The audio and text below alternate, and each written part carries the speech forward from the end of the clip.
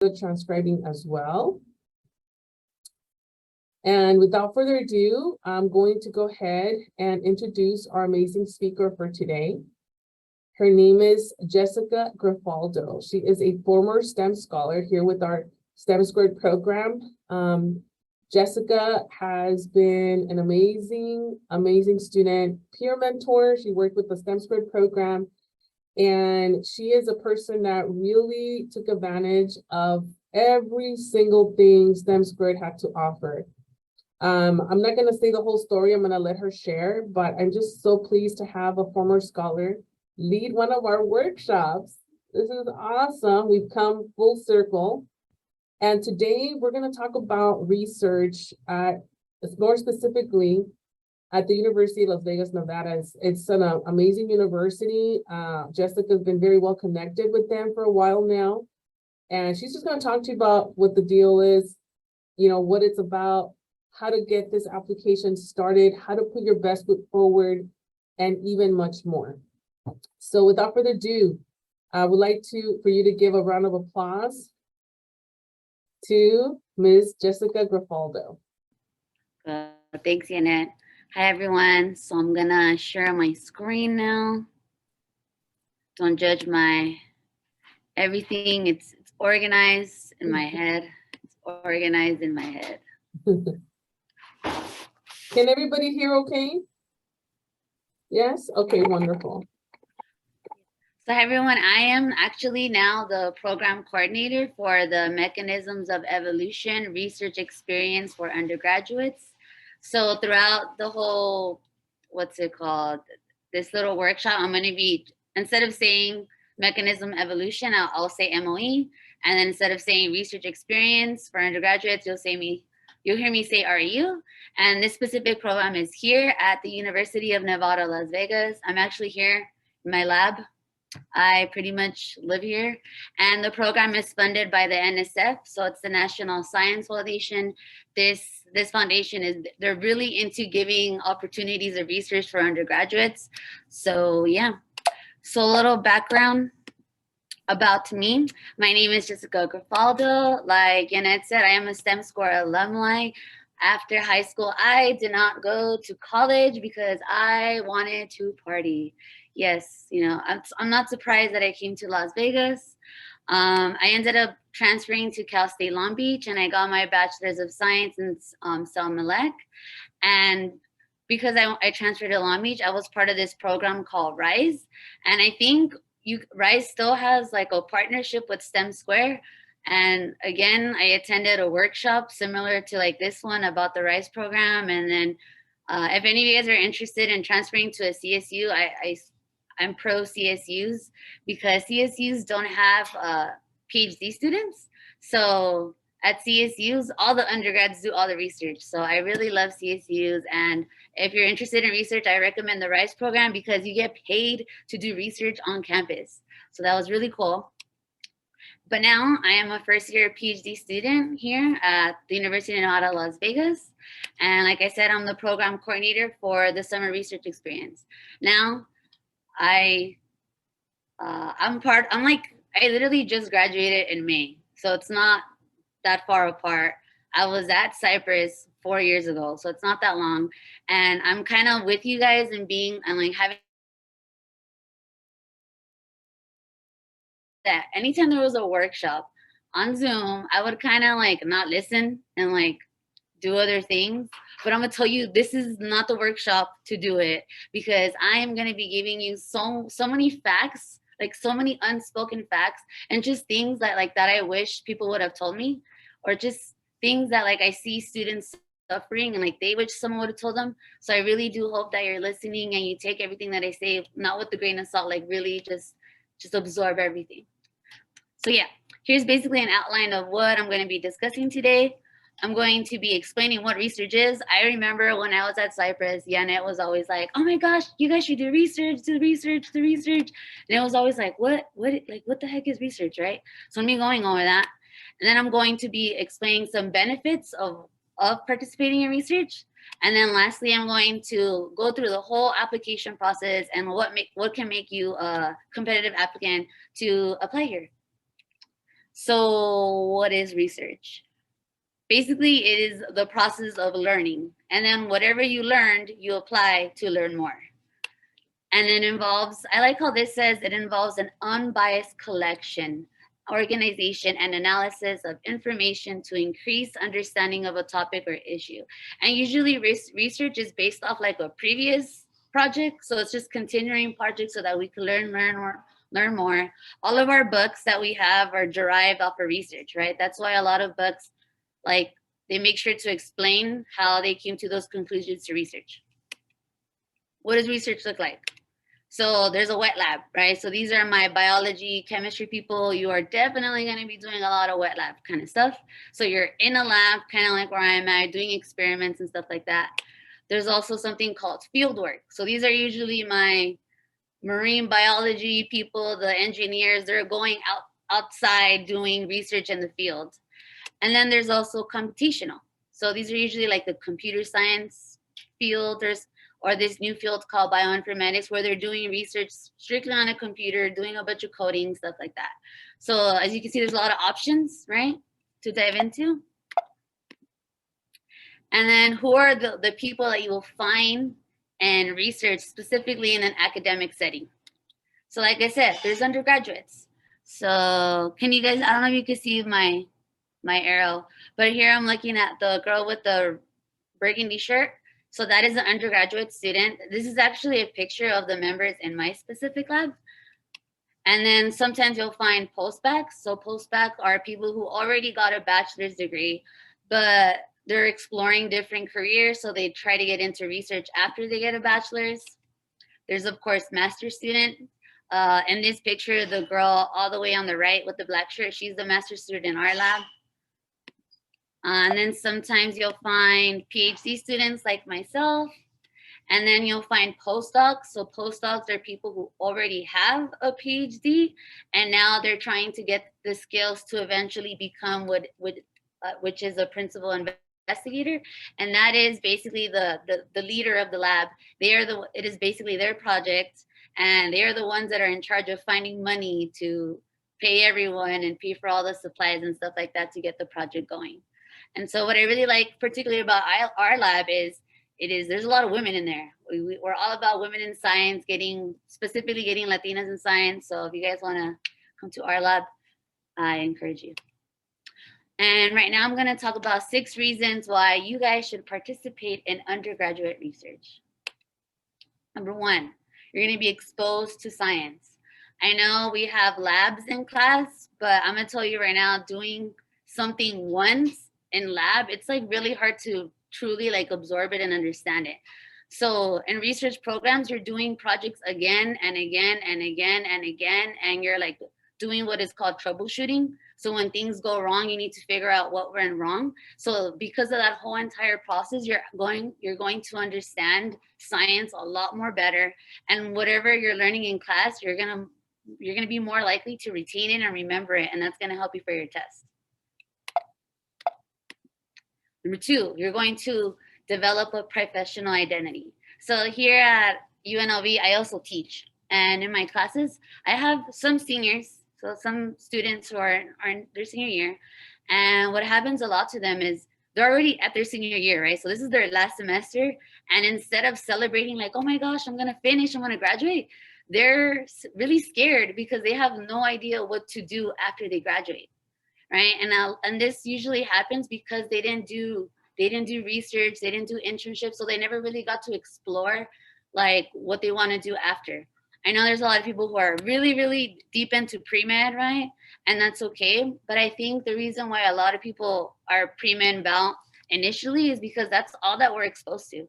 I feel like, right, like if you think about it, like elementary school, what do you know? Oh, wait, there's scientists, and then there's doctors and there's dentists, but there's so many jobs literally like even in the hospital that we're not aware of.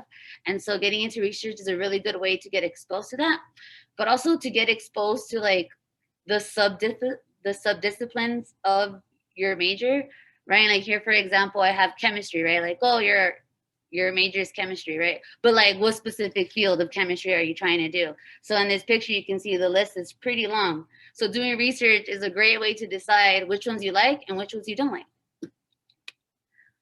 Another one is it's going to enhance your CV and resume, make you a very good competitive applicant for whatever you're trying to do after you graduate. So you're going to learn new skills, right? New techniques in the lab. You're going to learn how to work independently and as part of a team.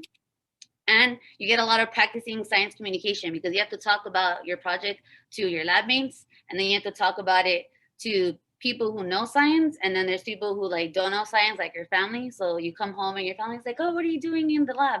And you're like, oh, how do I explain it in a way that you can understand it, right? But more than anything, I really want to talk about this picture. I saw it on TikTok, and it's kind of sad because I feel like it holds a lot of truth. So the guy in the picture is saying, I have a bachelor's in biology and work at Starbucks. Save your money, fam. So he's basically saying that he got a degree in biology and he's not using it, so it was a waste of time. And again, most likely what happened was that when he was an undergrad, he did not do research, he didn't do internships, he didn't do clubs or anything. So when he graduated from the university, he really didn't have any skills. And so this, like if I could be really blunt, the only time that you are allowed to not have experience is when you're an undergraduate. The moment that you get your diploma and you graduate, they require you to have some type of experience. And so this is like a message that I see a lot happen to students, that they graduate and they're very disappointed of how competitive the job market is. So you guys are really, really early on in your education. I mean, you're still early on undergraduates, you still haven't even transferred. So now as a community college student is the best time to participate in research. Jessica, Yes, can you go back to the slide really quick? yes. What does CV mean? Or are you asking me?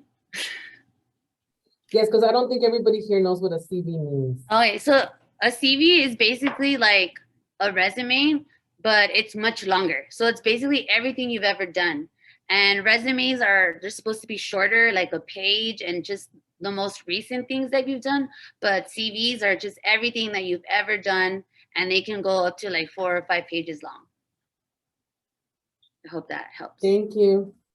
And STEM scholars, I just want to mention that we have a sample CV that you can look at for reference when you're creating your CVs. So I have that, I can send that to you via email as you're getting ready to submit your applications and your personal statements and your resumes. And just know that when I submit this to you, so you can look at it, don't feel like you have to have every area filled out. Some of those areas you're not going to have information for, but I'm going to give you like a template that you can plug in your information. Thank you. And you also gain a lot of networking opportunities. Number one, because you're working with the principal investigator, right? So that person usually is also a professor that teaches classes. So you are literally working really closely with the professor. And also because you participate in research, you're now able to present at conferences. So here on the right, you can see the young lady, she's presenting a poster, right? And because you did a project, you can attend these conferences, and they're so cool because these are the opportunities that I'm talking about, where you learn about all the different careers that you had no idea existed. And at some of these conferences, like they'll literally hire people on the spot. And so a lot of people go there with their resume, with their CV ready just for anything. And you also learn about like all the research that's going on in your field and sometimes even beyond your field. So definitely recommend going to conferences if you ever do a summer research program. Another one, you get to travel and get paid. It is beautiful. Most programs are provided a stipend. Some programs even offer dorming and travel accommodations. And then, you get to experience the university life. And if it's a university that you're considering to transfer to, this is a really great way to explore if that school is a good fit for you. Or even if you're trying to go to like grad school or med school, again, this is another way to really figure out if that school is a good fit for you. And also to figure out if the location, But summer in Las Vegas, I'm gonna tell you, it's a lot of fun here. And lastly, there are no research opportunities for you at the 2-year college. So that is why it is super critical that you guys apply to these summer research opportunities. Here at UNLV specifically, I got this picture directly from the website, and that box where it states that students from underrepresented groups and from academic institutions with limited research opportunities, including two-year colleges, are strongly encouraged to apply. So literally, like our specific program, we specifically want community college students because we know that you guys do not have access to this, and we're trying to give access to those that need it the most. So please apply. So now I'm going to go deeper into our program specifically and what are the application components and what do you got to do to apply and how to make yourself a good applicant.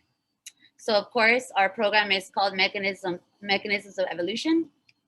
It is a 10-week summer program where students will be paired with a research advisor and a hypothesis-driven project. Now, you must be available for the entire 10 weeks. Right now, we don't have the precise dates exactly, but it's from usually early June to late August. We provide a stipend between $4,000 to $5,000 for those 10 weeks. We provide housing, so you get to dorm on campus and your travel will be reimbursed. Whether you're deciding to fly here or deciding to drive here, we will reimburse you for that travel. And lastly, we meet, so you'll be meeting with me. So all the RUE students, we will meet week by week so that we can make your poster presentation that you will present at the end of the summer with everyone else that did their research. And again, it is that poster that I'm talking about that I hope you go and present at conferences, again, to further develop your skills, get that networking in, and just expose yourself to the field of science. And then our program is open to all STEM disciplines, so chemistry, microbiology, computer science, you name it, please apply. We have a lot of programs, a lot of research projects. The application components consist of personal statement, 500 words. It's not that long, but it's also pretty short. So you have to say what you have to say very, very fast and very specifically. Now, in that personal statement, what should be addressed? Why you, right? In this sea of applicants, why should we invest in you? Why should we pick you? And so some things to keep in mind when writing this, please talk about the qualities that you have that are gonna help you succeed. So any classes that you've taken, any projects, any volunteers, any tutoring, anything like that, talk about it. The fact that you're in STEM Square, talk about it, right? If you're attending specific workshops, talk about it. Please do. If you're a family group leader. Yes. If you're not a family group leader, talk about becoming one so that you could say stuff like this. The second thing, how will you benefit from participating in the program, right? If you're like, hey, like I'm interested in exploring career paths, you know, these are also the times that I would write, like if you're a first generation student, like put that in there. You're a woman in STEM, put that in there, definitely. Also, any potential faculty that you're interested in working with. So if you go on the website and you're like, oh, this professor is working on this project and it's so cool and I want to work on it because of XYZ, please write that in your personal statement. Keep in mind, this advice is like top secret. This is just me. This is my STEM Square Alliance. Like these are like, I'm only going to help my people. Hold on, Jessica, thank you for bringing that up. And let me tell you, scholars, she is keeping it very real. I wanted to add one more thing to that. For some of you, this might be something very new. You might feel like, oh my goodness, this seems kind of unattainable. Well, I'm here to tell you that it is very unattainable, very attainable. And if you want to really go that extra mile, you're like, man, I feel really good about my personal statement that I submitted. I really want to encourage you, make that appointment with the career counselor at our career planning center. They're amazing. And you can say, you know, can you help me look at my personal statement? Does it make sense to you? Does what I'm trying to say, like, is it very clear? And they can give you some feedback. So if you want to go to the extra mile, make that appointment with the career planning center and with the counselor there, and they'll totally help you make sure that you have a very clear, seamless personal statement of only 500 words. So you only have 500 words, you got to make it count. Does that make sense? Make it count. I just want something I wanted to add. And so one more thing I just want to mention, sorry, I'm going to interrupt this just really quick. I want to again remind everybody that there should be no driving as you're listening to this workshop. I know I mentioned it several times. So there shouldn't be no walking because it's a little distracting. So you're gonna sit in and listen to the workshop. Please be in a stable place. There shouldn't be walking or driving or being at work. Just wanted to bring that up. Thank you. Go ahead, Jessica. Cool, thank you. And then you need to submit unofficial transcripts. And guess what? We have no GPA requirement because we feel that GPA is not a good measurement of intelligence. It's just not, you know? And so I think we're probably one of the few programs that don't have a GPA requirement. So I highly, highly, highly suggest that you apply. Wow, Jessica, this is news. I didn't even pay attention to that. I've never seen a no GPA requirement. Never. In the 10 years I've been here. I know. This is pretty intense. Like, wow. Yeah. Wow. The only thing is you cannot have, if you already have a bachelor's, then that doesn't count. This has to be, you have to be basically on your way to getting your first bachelor's. And then only one letter of recommendation. Oh, that's, again, other programs, they ask for like 3. I know getting letters of rec is like, students are terrified. I used to be terrified. I feel like we put professors on like this pedestal and they're like so above us and like we're so scared. And this whole idea of like, do you go to office hours regularly? I'm like, office hours, what? But honestly, like that skill, you need to start doing it right now at the community college. Literally when they say you need to attend office hours regularly, like you regularly need to do it. Like every week, once a week, you should be attending. And sometimes I think students will say like, oh, but like, I don't really need help. Why am I going to office hours? And it's like, no, no, no. You're there to build a relationship with your professor because you don't know. One day you may need a letter of rec. I also know that students will graduate, right? Like they do their whole 4 years, they graduate, they take a year off, they go work, and they decide that they hate where they work. And their job is like, oh, you need to go to grad school if you want to get paid more.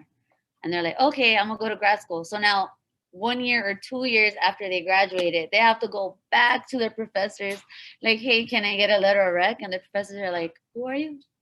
Right? So that's why, and right now that you're at community college, the classes are really small. They're like what, 40, 50 students at most. And so trying to build a relationship and that class size is really easy. The moment you transfer, oh my gosh, the class sizes get like 100, 200. It's really difficult to like quote unquote stand out. So practice now, go to office hours now so that when you guys transfer, it's not that hard. So in a bit, we're going to discuss how to ask for letter of recommendation. But I want to end with, again, we don't really have the dates yet, but I asked Yanette if I could do the workshop this semester because again, I want you to already like have the thought process of applying and just mostly expose you to the idea of like asking for letters of rec. And you do not ask for a letter of rec 1 week before the deadline. You ask it almost months before, like you warm them up to the idea. But the deadline will be in March next year. And then all information on the dates and the exact amount of money and all that good stuff. And there's also some papers on there of how to compose a competitive personal statement on there. So you can check out the website and see what they want to know. And just know, I have a sweet spot for Cypress. So if you put on there that you're from Cypress College, because I'm also part of the committee that admits students. So if you just put on there, I'm a STEM Square alumni, it's like you're basically in. Jessica, that is so good to know. I know, isn't it? So STEM scholars, you have quite an advantage that Jessica is part of the, admissions committee. This is pretty big deal. And quite a good connection. And Jessica, would you suggest that this is a good time for STEM scholars to identify who are the professors they're going to ask the letters of recommendation? Yes. So that leads me in to my next thing. I made a beautiful timeline of how you are going to prepare for this application. So it started off yesterday. That's when it started. So October, November, what are you going to do? You're going to build a relationship with your professor by attending office hours, right? And not just asking them about classes, but like telling them about yourself. Like, hey, I'm majoring in computer science, but I really struggle with math. Kind of funny, huh? And they're going to relate to that, right? And then during this time, try to get good grades, right? Don't get bad grades. Well, you don't want that. And then late November, that is when you start to tell them, that you want a letter of rec for this program or other programs that you're going to apply to. And then all December, right, you have no school, right? Classes are done. That is when you start getting your materials, right? So getting your unofficial transcript, writing that personal statement, asking people to read it, to edit it and all that stuff. And January, again, that's when hopefully your materials are done and you're getting those edits, and reminding your professor to write you you want them to write a strong letter of rec. I've heard of stories where there's like a student and they get an A in the class, right? And then next semester they go back like, hey, can you write me a letter of rec? And I've heard of faculty that will tell them like, I don't feel comfortable writing you one because I don't know you. And the student's like, but I got an A in your class. And he's like, yeah, but I don't really know you. Like, what am I going to say about you? I can say you got an A in my class, right? So that's when when you go to office hours, yes, it's a time for them to help you with homework, but it's also a time for you to get to know them and tell them about yourself. And please tell them about your goals, your dreams, and any barriers that you've challenged. Like, again, like little things, like, I'm really struggling with math, but here I am, I'm not giving up. They're going to be like, wow, this person, the perseverance, right? And then you'll be ready by the end of March to apply, and you'll be good. You'll be golden.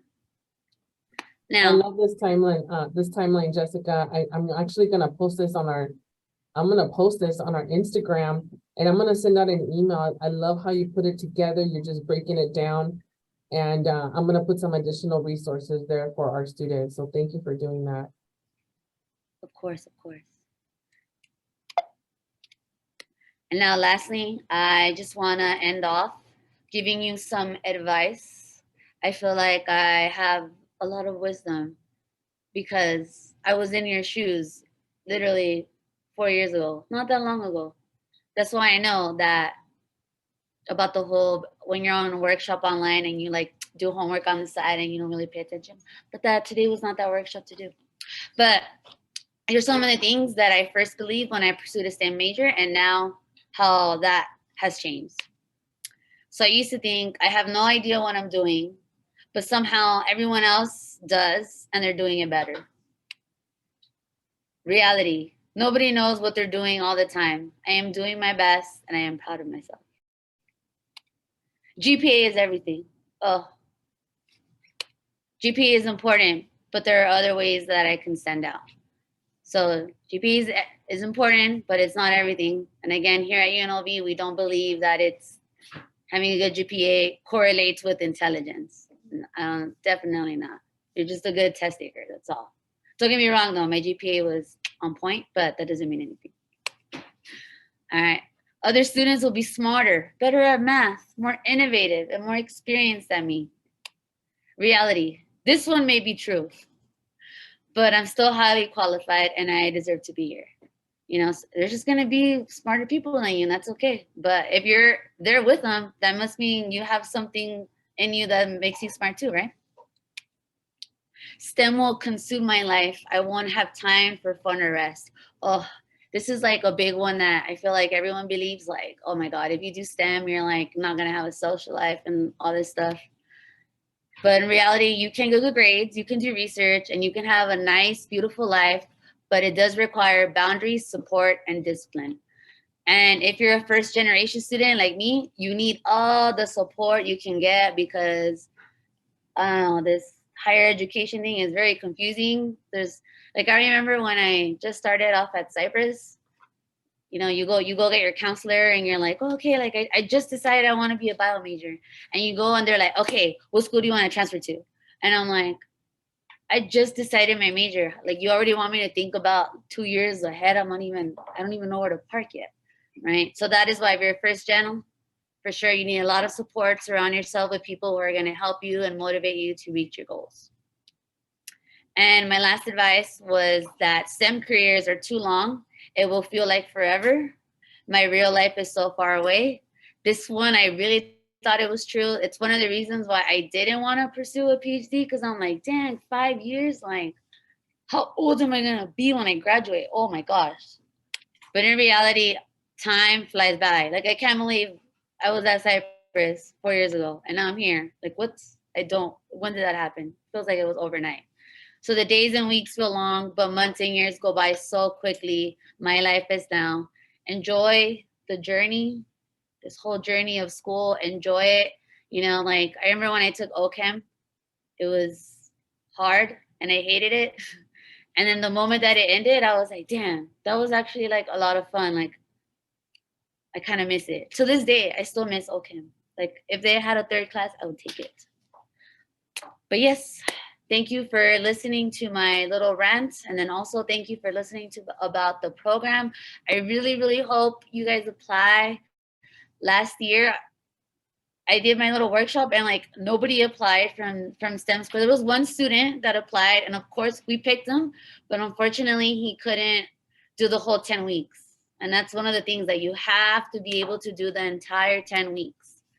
So yes. Jessica, can you exit out of the share screen so we can ask some questions? Oh, there we go. Thank you so much. I didn't even know that one student had applied, Jessica, and that hurts my heart. Because there should be so many more students applying to these amazing opportunities. And again, I'm glad that you brought up the expectation. So STEM scholars, if you're going to apply to summer research, whether it's UNLV, Project Race with Cal State Fullerton, UC San Diego with the STARS program, you need to commit, okay? I know certain situations happen, you know, things with family and whatnot, but this is like a job and you're getting paid for it. So, you know, I've said this in an email before, let your yes be yes and your no be no. So if you're going to commit to something, you know, it is not recommended for you to be taking summer classes because you got to give your whole undivided attention, right? And actually, especially if you're going to Vegas, right? You can't be taking classes. You can't take something, you know, technically, you know, via Zoom or whatever, virtually, but it doesn't work that way and it's a lot and it takes away, you know, your focus from the project itself. I've had students who, you know, we did the Cal Poly Pomona research and some of them took classes and they had to drop out of the project, you know, and I know it wasn't a paid opportunity, but I'm paying for it, you know, so I'm paying about $750 per student to be able to participate in the Cal Poly research project. And I really want to be able to give it to students who are going to be fully committed. So taking classes over the summer is not recommended. And I know it's a little bit of a sacrifice in a way because you're like, oh my gosh, is that gonna hold me back from transferring by a certain term? You know, and sometimes you gotta just really think about it. You know, I think summer research is a huge deal in the community college level. It's gonna set you apart before you even transfer. It's gonna open up more opportunities by the time you transfer. And it's already setting you up for success. Technically, by the time you transfer, from Cypress College into a four-year university, you're literally going to be 10 steps ahead of the game. And I know Jessica can attest to that. You know, why do I know that? Because she went straight from Cypress to Long Beach and, you know, she got hooked up with research and that opened the doors for build and going into straight into a PhD program. But she got that connection through STEM Squared. See what I mean? And so I just really want you to count the cost. You know, I'm committed to this program. I'm not going to take any classes, but this is going to be like really good for me long term, right? Some students are like, no, I got a transfer for this day. But it's like, well, you know, this is golden. You get this now, like Project Raise, the one with Cal State Fullerton is only for STEM scholars. This is not open to students outside of the STEM Squared program. I don't know if you knew that, you know, so something to think about. I'm not saying it's going to work for everybody, but this is a golden nugget. And so I wanted to make sure I mentioned that. And now I want to give an opportunity for the STEM scholars to ask questions. And you can, you know, raise your hand or you can go ahead and ask something in the chat. So I think this is a good time to do that.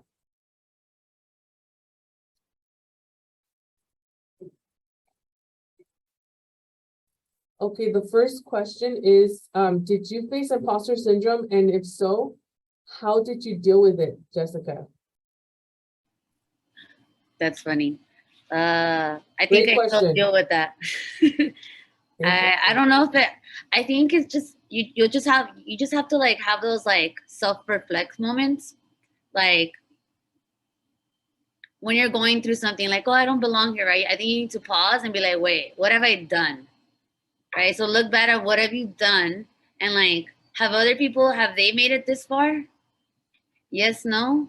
Okay. If not many people make it this far, then there must be something very unique about me to make it this far.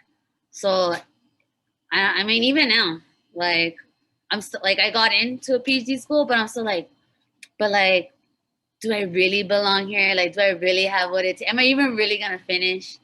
You know, but you just have to have those self-reflect moments. Like, look, I made it through community college, through Long Beach. I'm gonna make it through this, right? Thank you so much, Jessica. I think it's definitely a mindset. And for those of you like who here knows what imposter syndrome is? What is imposter syndrome? Anybody here? Can anybody answer that question? What is imposter syndrome? Yes. Hi. I think it's imposter syndrome. My name is Nisha. I think imposter syndrome is like when you feel like you're not supposed to be somewhere, but you are. Like, for instance, like you're doubting yourself, like, oh, I'm here by accident, or it's a fluke or something like that. But like, and you doubt yourself essentially. That's it, Nisha. That's it. That's it. I know I've had students, I've called students, hey, did you know that you qualify for the summer research opportunity? The deadline's in 2 weeks. I think you can do it. And they're like, and they straight up, they told me, I think this opportunity is above my caliber.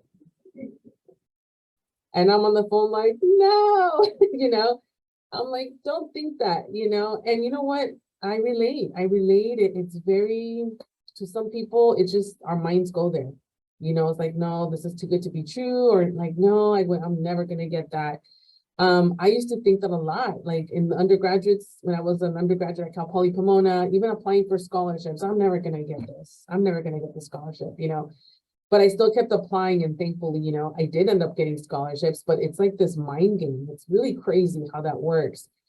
And one thing that I've learned is, I think a mentor one time told me, you don't get to say no to yourself.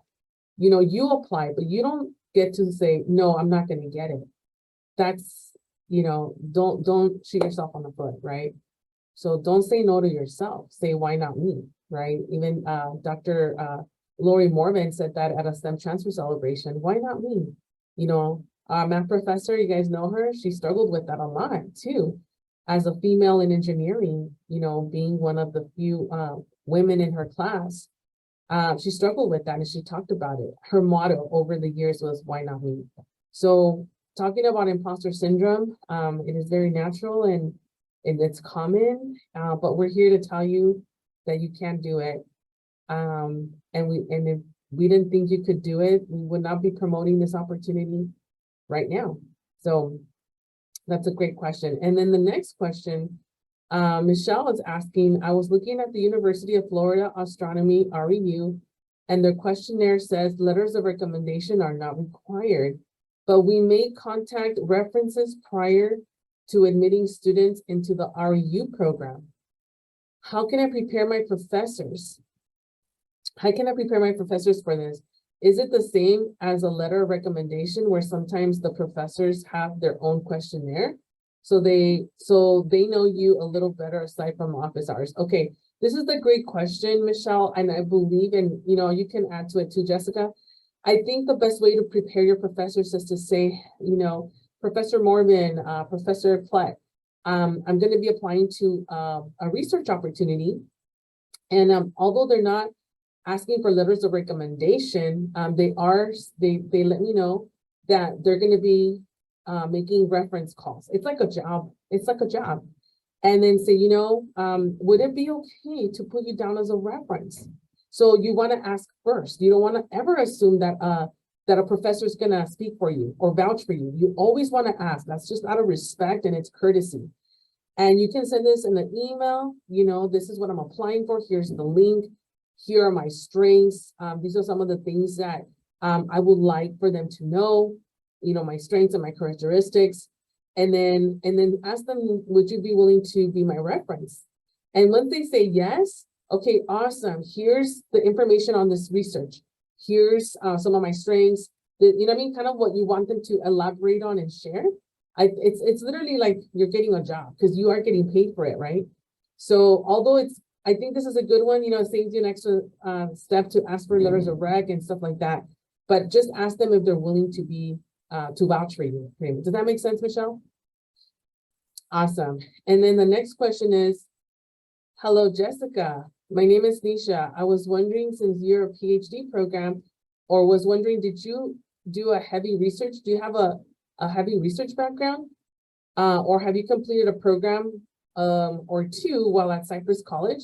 I heard that in order to do a PhD program, you have to do a lot of research on your CV or background. Michelle? I'm sorry, Jessica? Yeah, so to do a PhD, you do need quite a good background in research. If you don't, that's why a lot of people end up going to do a master's to get that experience, and then they do a PhD. So my first research experience was part with STEM Square, and this was before I was even a peer mentor. Because, you know, I don't know if Yanet still has that requirement, but you have to apply to an internship or a scholarship every semester, right? And so, because I had no idea what research was, and like again, I didn't see myself doing, because I'm like, dude, scientist, like that's crazy. I can't do that. Because I think at the time I wanted to be like a high school teacher. Like I just want to be a math teacher. I was like, I just want to teach math.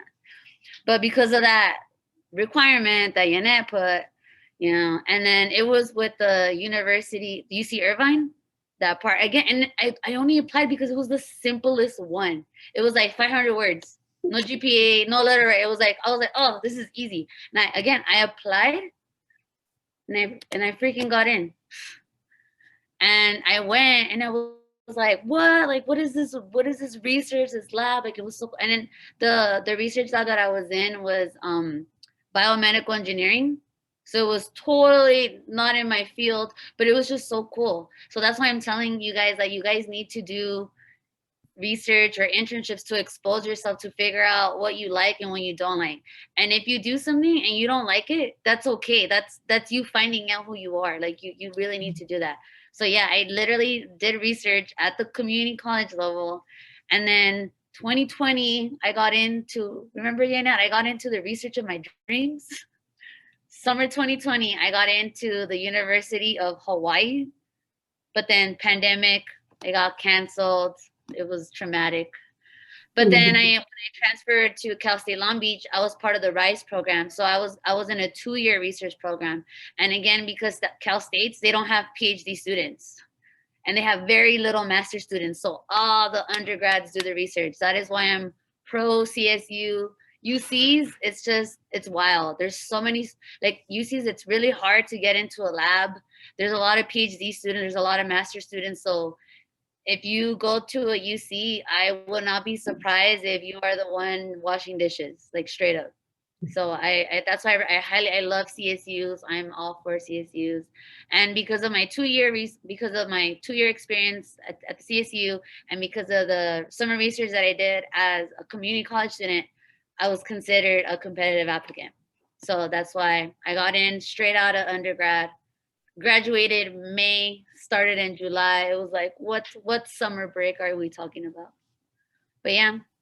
And so I was gonna say, Jessica, no way, Jessica. Go ahead, Jessica, go ahead. I was saying like all these, I mean, of course I want you to apply to mine, but honestly, just apply anywhere. Like anywhere, go travel, go do cool research, you know. And all those programs, I'm telling you, like when they see words community college, like their eyes brighten, because a lot of these programs are funded by NSF, which is the National Science Foundation, and they specifically say that they want to give these opportunities to you guys. So like there's like every program, like there's a quota. Like we have to admit X amount of community college students. So I'm like, you guys apply, like, and then another thing, when you transfer, right, like wherever you go, UC, CSU, public, private, whatever, you're gonna be at a super disadvantage because those students were already there for 2 years. Like it is ridiculously hard to get into labs. Like, and again, you're at a disadvantage because they were already there 2 years. They probably know like people to get in labs.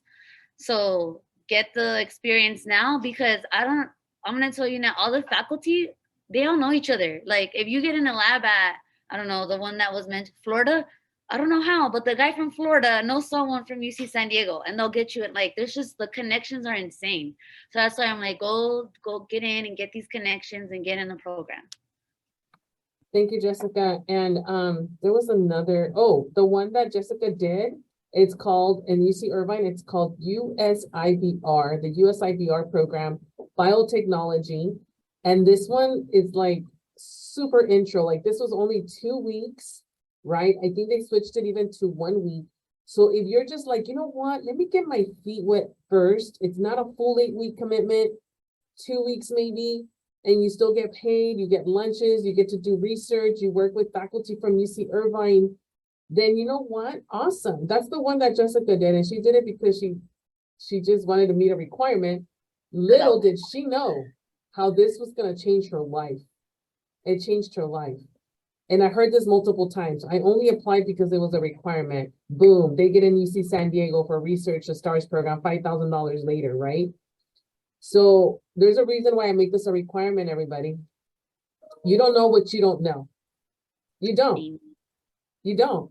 I know, but you don't. And you're never going to know unless you do it. So I'm like, you know what? I'm a firm believer that if you consider yourself a STEM scholar, you should know what summer research is. Even if research in the future is, you don't see it in the future, that's okay. But you should know what that is. You should know, you should be able to say, you know what? I did summer research 1 year. I know what that's like. I know what the application process is like. And it's a big thing in the world of STEM. And I think I'm a firm believer that every STEM scholar should know what research is. Whether it's a 1 week, 2 week, or an 8-week or a 10-week program, you should be familiar. It will be for some people and it won't be for everybody.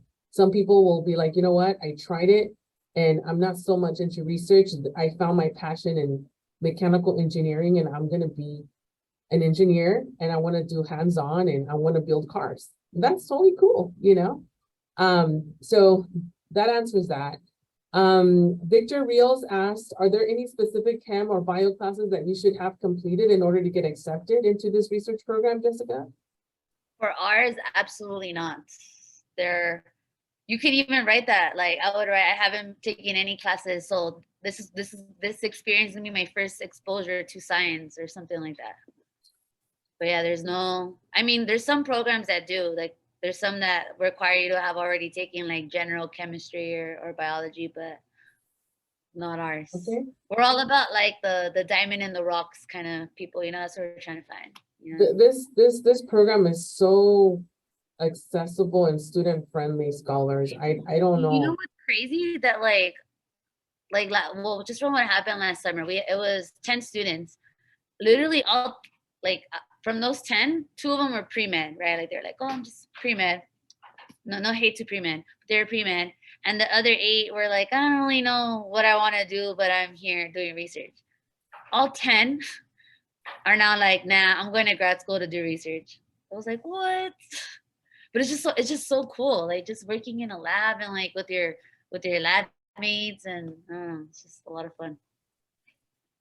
Any other questions, STEM scholars? So before we go on, give me a thumbs up or a heart if you're planning on applying. There was one that says, is this research program open for all students, including international? Ours is only open to US citizens and people and permanent residents, so green card holders. And most of the programs are for US citizens, mostly because they're all funded by NSF, right? So, and NSF is funded by taxpayers. So that is why most of these opportunities are for US citizens. And then there's one where someone messaged me. It says, Hi, Jessica. How did you find your passion? If you don't know what your education career goal yet, what do you recommend we put on the application? Okay, so I feel like, especially in high school, right? They like drive this idea of like, what do you want to do when you grow up, right? And so you feel like you're on this timeline, right? Like, oh my God, I need to know what I have to know what I want to be the next 10 years, like today, you know? And now that time has passed by, I have to say your experiences are going to navigate you to where you need to be. So to figure out what you want to do, you need to really put yourself out there and do things, right? Like do research, like it, hate it, love it, or dislike it, or tutor people. You know what? I don't like people like that. Go to hospitals. You know what? I don't like sick people. Work with cars. Oh my God, this is so like you need to expose yourself to all these experiences, and those experiences will push you where you want to push. Like me, I did not know I would be pursuing a PhD. That was not in my plans. It was terrifying, but then as time went on, again, I mean, the imposter syndrome hits, you have to like stop and like, what have I done? And when you look at what you've done, you're like, no, I could do this. Like, if there's someone that's gonna do it, it's gonna be me. Also, fun fact, only 1% of PhD holders are Latinas. So by the time I graduate, I'm gonna be part of the 1%. Yes, yes, yes. I want to mention, I just started a doctoral program myself. What? And, She's gonna be part of the 1% too. I'm gonna be part of that 1%. I'm right behind you, Jessica. That's amazing. You see, like, just let life push you. You know, I have never been able to relate so much to our STEM scholars like I'm doing like this semester.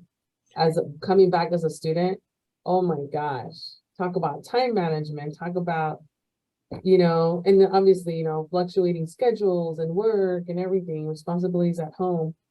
But I have a great support system. I'm grateful for that. And that's another thing, STEM scholars, that you need to really have your support system. And I'm going to tell you right now, STEM Squared is one of your support systems. This is what we do. This is why we're here. We're here to support you. We're your biggest fans. We're here to cheer you on. We're here to, give you anything you need to help you be successful. Workshops being one of them, but even on top of that, academically, personally, we're here. We're meeting you halfway. I've said this many times. I said this before, you got the keys to the kingdom. You got to just come get it now at this point. I can't apply for you, right? Jessica can't apply for you. You got to do the work, which I think is very doable. You got to just plan, make the time, set yourself up for success, set your professors up for success with those letters of recommendation. Look at your calendar, plan, apply. Like, have a goal. You know what? This semester, that's it. I'm going to apply to 5 research opportunities. I'm going to project raise. I'm going to apply to build. I'm going to apply to, UNLV, San Diego. And you're going to reap a lot of benefits. You just got to do it, and it's so doable. It's not anything.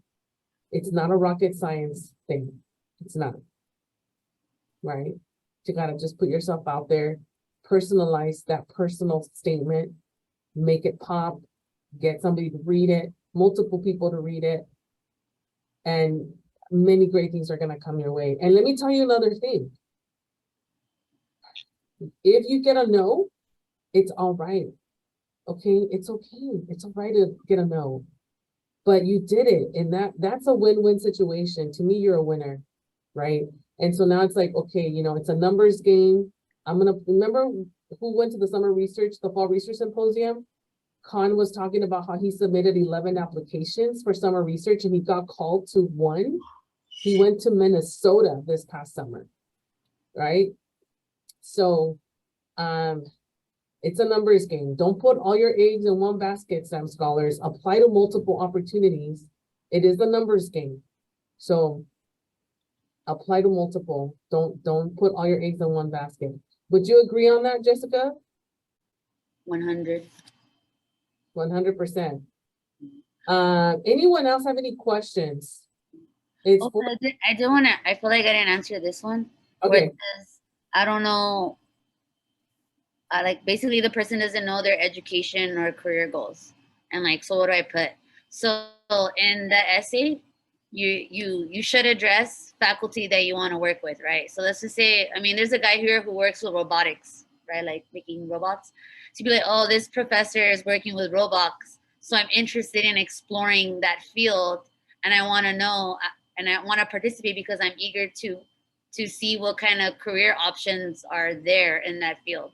So do you see how like you may not know, but it's cool, like, but at least show like I'm very interested in this very specific one, and I want to see where that could take me. But what we want to see is that like you're trying to find who you are and that you're really interested, but more importantly that you're trying to get the best outcome out of this program. any other questions? Them scholars. And first, I want to applaud you for being here. I hope that you've gained some insight. I hope that you felt encouraged, inspired. Michelle has a question. Do you use physical or digital planner? Did I already ask that? No. When do you use physical or digital planner when you're trying to map out your days, weeks? Michelle, is this for like are you talking about just time management overall? Mm. Oh, when researching? Oh, like when you're doing your research, like as far as like how many opportunities you're applying for to keep tabs on everything?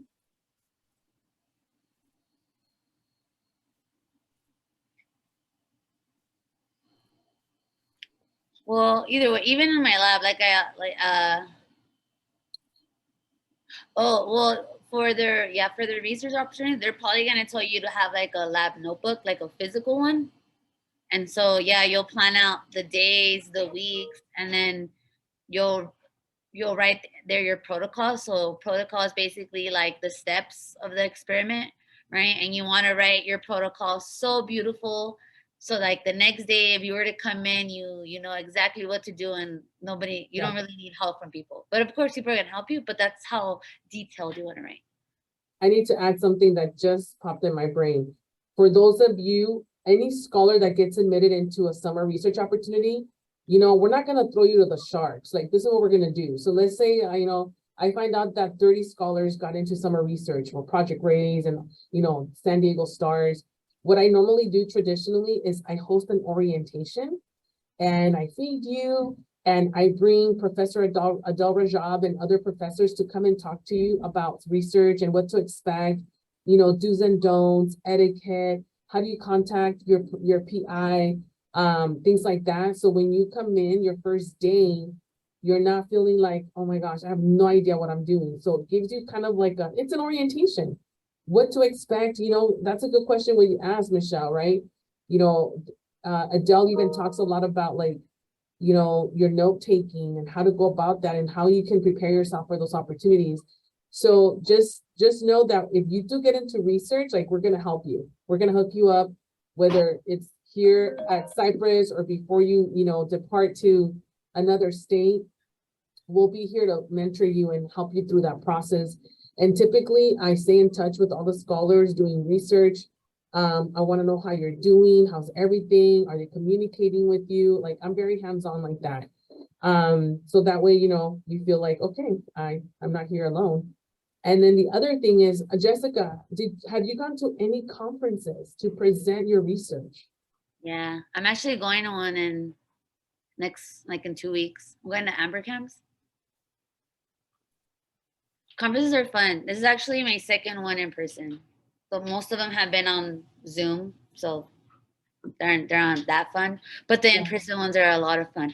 Mostly because again, you learn about all these jobs that you didn't know like existed, and you're like, what? You get paid to do that? Like people, but then you remember like, oh yeah, people need to do that, huh? Like I remember when there was a student who was doing research on like he had to take pictures of stop signs and then turn them black and white and like count the pixelation. And I was like, why like how's that research, you know?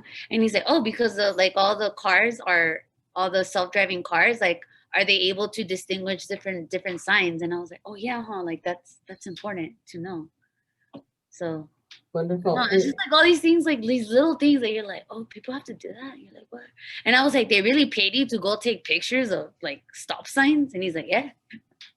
And then he's like, then I go on my computer and like I try to pixelize them and calculate like the images.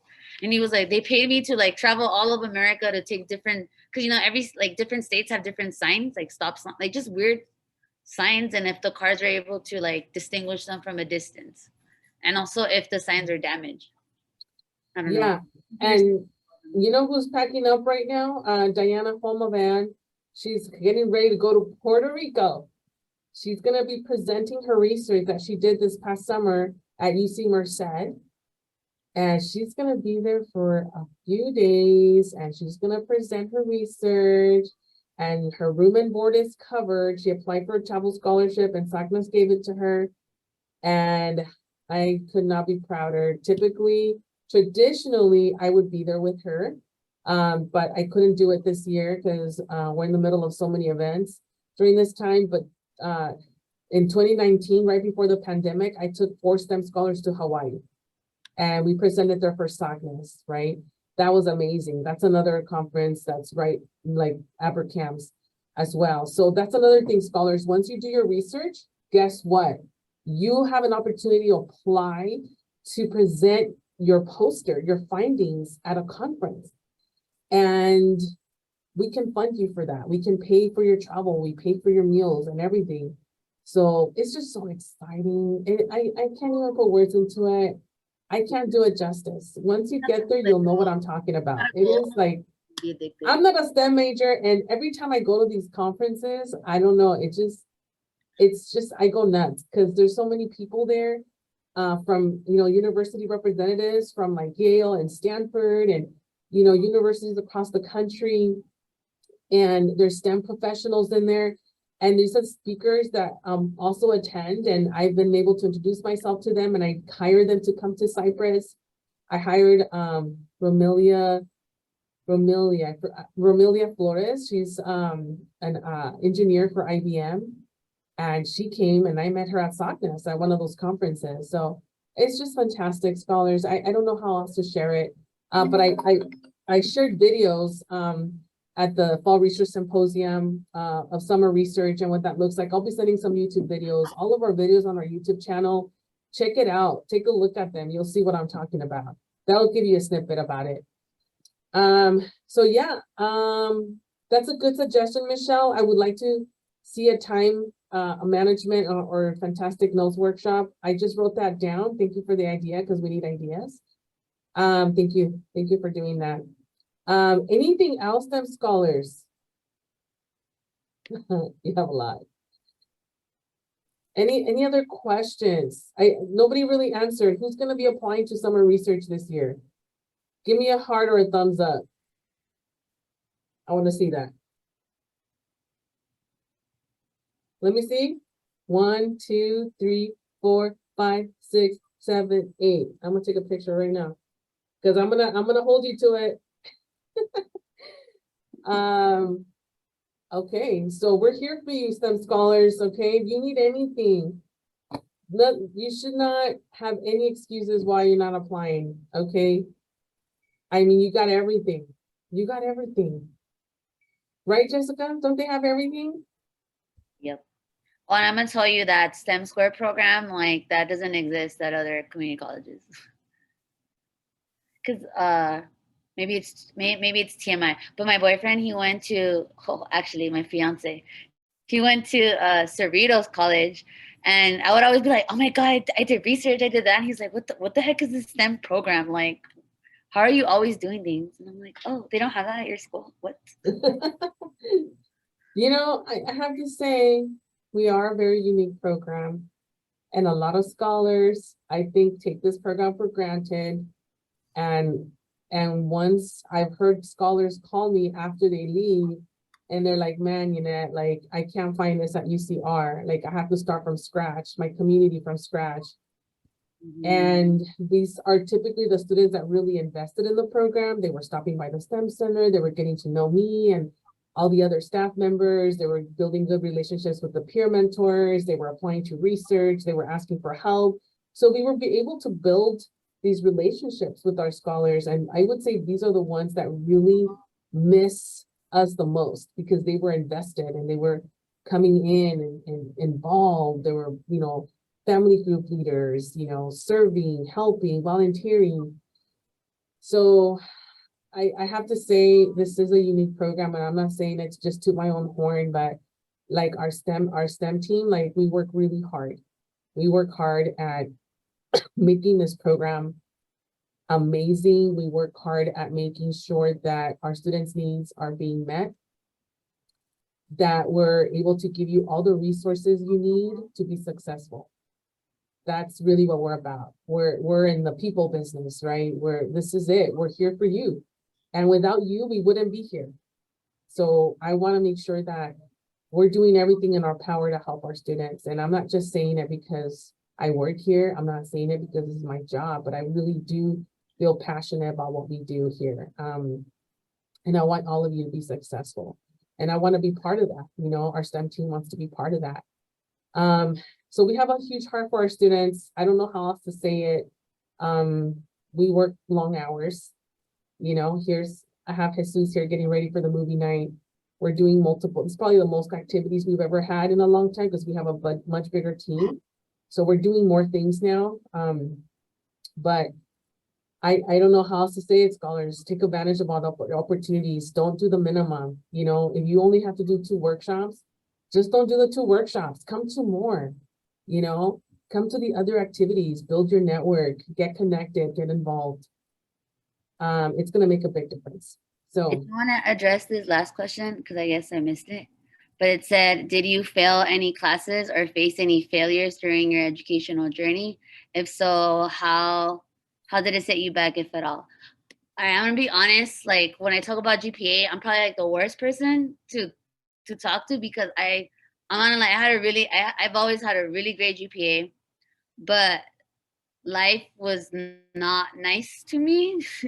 Janet knows there was a lot of barriers. I could talk about some. For example, like my older brother and my dad were against me going to school because I was such a party girl in high school. They're like, dude, you don't have what it takes. You don't have the maturity. You don't have the discipline to do this. Like, get real. Go get a job. Like they were literally like, go work at McDonald's and become a manager. Like stay in your lane, kind of thing. Also, the whole time I was in school, my mom was going through lung cancer, so that was difficult because like I'm dealing with that, but your professors are like, your homework is due tomorrow. It is what it is, right? So this is why I was saying that you need that support system. Like I would literally go to office hour. I had to start telling people about the things I was going through because I knew that I wasn't going to do it alone. But just because I have a good GPA, I had a lot of research, you know, right? I'm really, what's it called? Okay with public speaking. Like there's other students that their trajectory is different. There's actually another STEM Square alumni, Amanda, right? She was in STEM Square. We both went to Cal State Long Beach. That girl struggled with school. Like for me, I mean, I struggled too, don't get me wrong, but like she definitely struggled a lot more than I did. And I think she graduated with like a 3.1. I think she retook calculus like 4 times, you know, but she still graduated with me and she is now getting her PhD at Cornell. How did you know, like she ended up at Cornell, right? So it's like, again, GP, it is important, but it's not the determining factor. You know, luckily for her, she also had a lot of research in her background and she was really good. Like she was very knowledgeable about her field. She was just like, she got into a reproductive biology, so she loves conservation, eggs, sperm, all that stuff. But she's just really knowledgeable. So in those interviews, she just slayed, right? She was like, GPA was barely above passing, but she got in because of her background. She got in, and now she's at Cornell. She's at New York, where freaking Bill Nye, the science guy, graduated. Like what?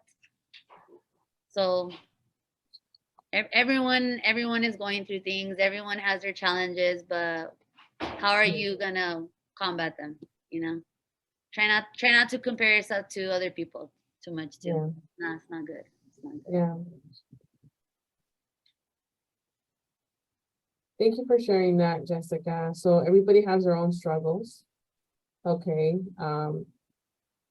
And I remember, and Jessica, both Jessica and Amanda were peer mentors working for our STEM program at that time. So, you know, everybody has different challenges, but at the same time, you know what? Everyone has different sets of challenges, but we're still here. And the key is not to give up, right? I got to tell myself, this is only temporary. This is only temporary with school and everything. So, but we're here as a support system, and I'm really glad that Jessica told us what was happening, and we were able to support her during that time as well. But man, it's challenging. You know, we got family things going on, death in the families or things like that. And but the good thing is that we're here together. We take this journey together, right? Isn't that our motto? We take this journey together through thick and thin, right? So we're here for you. But just again, just don't quit. Just keep going after your goals. And for some, it might take a little longer, and that is all right. That is all right, you know. Lack of sleep is temporary, yes. I know. I know. I was up to 4 in the morning 2 weeks ago doing my reports and then coming straight to work after that.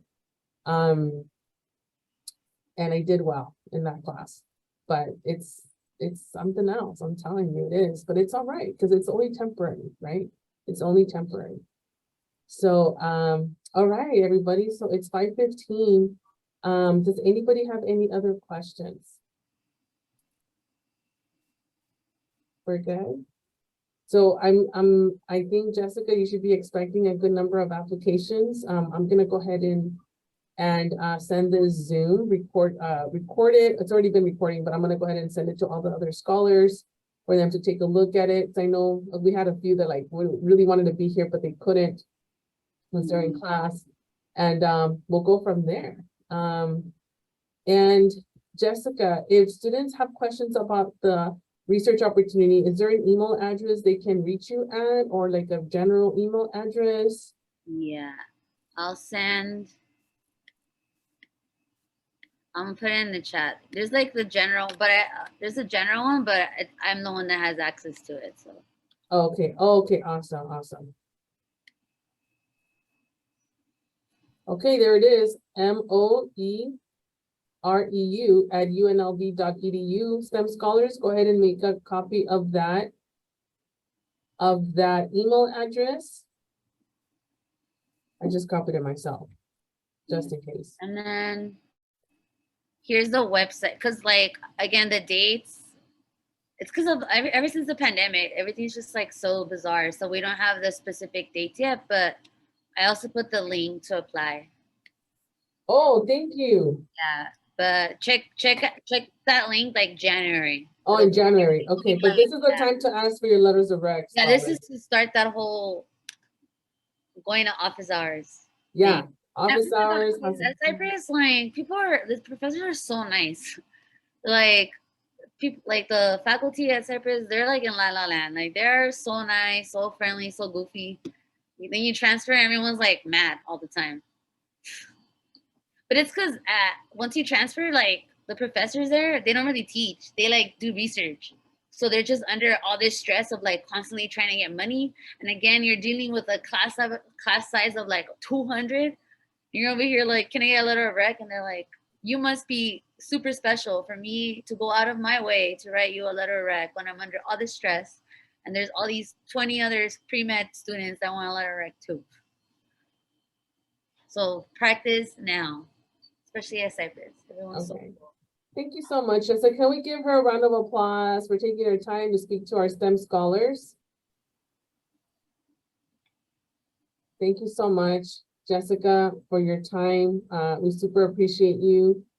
We send you lots of hugs, and thank you so much for taking care of our STEM scholars. And we'll definitely be in touch. Okay, it's not a final goodbye, but we'll be in touch. And thank you again for your time, Jessica. And to the STEM scholars, have a fantastic evening, and don't forget to submit your STEM workshop worksheet. How do you submit that? With the Canvas or the Shell website. And the Canvas shell? Okay, how many hours do you have to submit that so you can get workshop credit? Yep, 24. 24 hours, STEM scholars. So if you want to get credit, make sure you submit that STEM workshop worksheet, which is located in the Canvas shell. You should know where that's at. If you don't, please send us an email on the STEM Squared email account. And thank you for your time. Thank you for being respectful, and thank you for listening to our speaker. And keep reading our emails, okay? Because I'm going to be sending a couple more. Thank you so much, everybody. We appreciate you. Good luck with school.